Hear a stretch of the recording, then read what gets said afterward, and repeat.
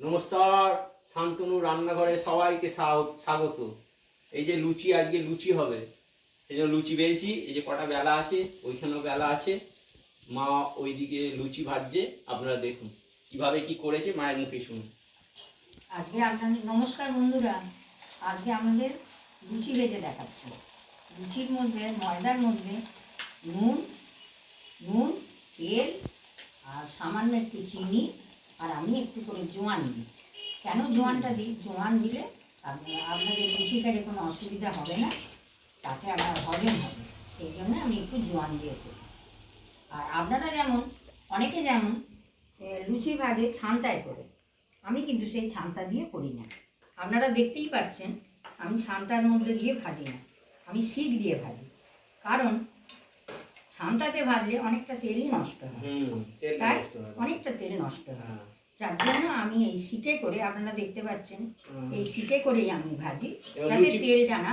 লুচিগুলো ভালো ফুলছে, তাই না? তাহলে বেলাটা আমার ঠিকই হচ্ছে। আগে বেলা ঠিক মতো হতো না তো, আমার একার দ্বারাই তো সম্ভব নয়।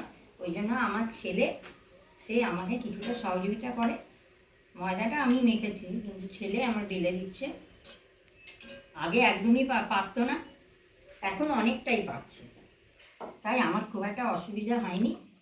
এবার লুচি, তার সঙ্গে ঘুগনি আর বেগুন ভাজা আর আখের গুড়। রসগোল্লা দিয়ে তো অনেকেই খায়, কিন্তু আমরা আখের গুড় দিয়ে খেতে আমাদের খুবই ভালো লাগে।